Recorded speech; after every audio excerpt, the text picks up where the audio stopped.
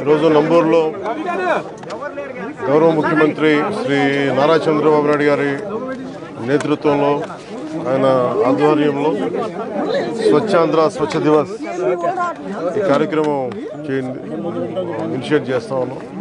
అంటే ప్రతి నెల 3వ శనివారంలో చెత్త లేకుండా మన పరిసరాలని పరిశుభ్రంగా ఉంచుకోవడం ఎలాగనేది నిన్న క్యాబినెట్లో చేసి వెంటనే ఈ రోజున ముందుకు తీసుకెళ్ళింది. అంటే శుభ్రత అంటే ముఖ్యంగా మనకి కరోనా లాంటి పరిస్థితులు వచ్చినప్పుడు శుభ్రత ఎంత అవసరం అనేది మహమ్మారులు వచ్చినప్పుడు అర్థమవుతూ ఉంటుంది. ఒకవైపు 2047లో అద్భుతంగా భారతదేశం ముందుకెళ్ళాలి, ఆంధ్రప్రదేశ్ ఎదగాలనుకున్న దాంట్లో చాలా కీలకమైనది పరిశుభ్రత. ఆ పరిశుభ్రతని ఇది కల్చర్ అవ్వాలనేది ముఖ్యమంత్రి గారి ఆలోచన. ఇది కేవలం ఒకళ్ళిద్దరు చేసి క్లాప్ మిత్రాలు లేదంటే మనం మన చెత్తను బయటపడేయటం కాదు. బాధ్యతగా ప్రతి ఒక్కళ్ళు కూడా సోర్స్ నుంచే దాన్ని సపరేట్ చేసే విధానం.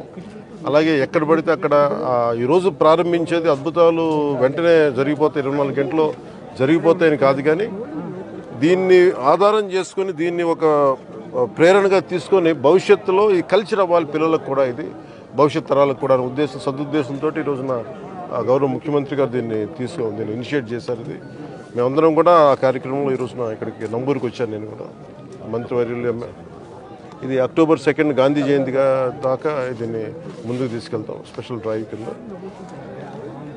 ఈ సందర్భంలో నేను ప్రతి ఒక్కరిని కోరుకునేది కూడా మన ఈ చెత్త నుంచి సంపదని సృష్టించేది అలా సర్క్యులర్ ఎకానమీ. అంటే ఈరోజు మనం చూస్తే మనం ఏదైతే మనం తినిపడేసిన వ్యర్థాలు అయితే ఏవైతే ఉన్నాయో ఒక్కొక్కటి చూస్తూ ఉంటే ఒక్కొక్కటి చెత్తని కూడా చూస్తే ఒక్కొక్కటి కిలో 15 రూపాయలకి అమ్మగలిగి దాని నుంచి వర్మీ కంపోస్ట్ తయారు చేయడం, రకరకాల సంపదని సృష్టించే మార్గాలు చాలా ఉన్నాయి. అవన్నీ పర్యవేక్షించాము ఇవన్నీ.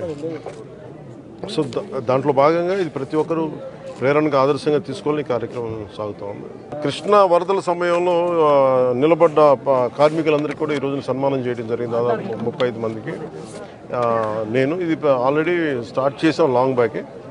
ప్రత్యేకించి ఈ క్లాప్ మిత్రాస్ జీతాలు పెంచాలి అనేది కూడా చాలా రోజుల నుంచి ఉంది. ఆ క్లాప్ మిత్ర జీతాలు రావడానికి కూడా ఆ రోజున మేము ప్రిన్సిపల్ సెక్రటరీ శశిభూషణ్ గారు ఉన్నారు,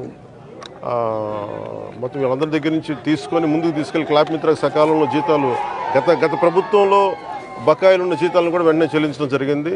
అలాగే నా దృష్టికి తీసుకొచ్చింది ఎంపీడీఓ గారు కానీ మిగతా ఉన్నతాధికారులు ప్రతి ఒక్కరు కూడా వాళ్ళ జీతాలు పెంచాలనే ఒక ఇది ఉందని రిక్వెస్ట్ ఉందని అడుగుతా ఉన్నారు.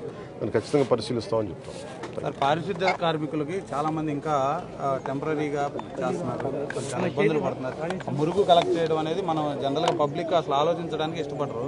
అలాంటి మురుగును వాళ్ళు డైలీ కలెక్ట్ చేసి గ్రామాలు చూపుతున్నారు. వాళ్ళ సమస్యల పరిష్కారం విధంగా ప్రత్యేకించి ఇది నాకు పంచాయతీరాజ్ స్థాయిలో వచ్చేయని నేను చేయగలుగుతాను. తర్వాత క్యాబినెట్లో ఒకసారి దీని మీద అంటే ఒకసారి క్షేత్రస్థాయిలో పరిశీలించాలి. ఇది అంటే క్షేత్రస్థాయిలో ఒక పరిశీలించి ఇప్పుడు వచ్చి కూర్చొని అంటే కొన్నిసార్లు పనులు చేసేటప్పుడు దాని పర్యవేక్షణ, అలాగే నాకు కొంత క్షేత్రస్థాయి పరిశీలన అవగాహన, దాని మీద ఒక పరిష్కారాలకు మనం బలంగా వెళ్ళచ్చు.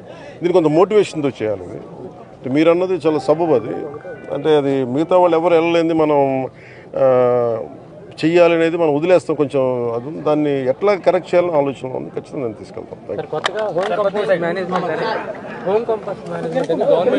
ఒక నిమిషం, ఇందాక నేను చెప్పిన దాంట్లో కూడా అదే ఉంది. అంటే ఒకటి ఇక్కడ దాకా తీసుకురావడం, ఒకటి ఉదాహరణకి నాకు చిన్నప్పుడు ఇళ్లలోనే మాకు ఉల్లిపాయ ఉన్న కోడిగుడ్డు చెత్త ఉన్న దాన్ని తీసుకెళ్ళి మేము రోజా కుండీలు వేసేవాళ్ళం.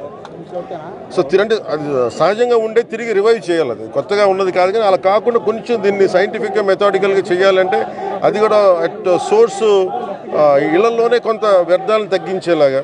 అలాగే హాస్పిటల్ నుంచి వచ్చేది ప్రత్యేకించింది, అది పొల్యూషన్ కంట్రోల్ బోర్డు అధికారులతో కూడా మాట్లాడాను ఈ మధ్యన. అది కొన్ని హాస్పిటల్స్లో కూడా దానికి కొంత రెగ్యులేషన్ చేయాలి, కొంచెం రెగ్యులేట్ చేయాలి. వాళ్ళు అందరూ డంప్ చేస్తున్నారా అంటే ముఖ్యంగా హాస్పిటల్ హెజార్డస్ వేస్ట్ బయటికి రాకూడదు. అది ఎంత వస్తున్నాయనేది అది కూడా ఒక దృష్టిలో ఉంది.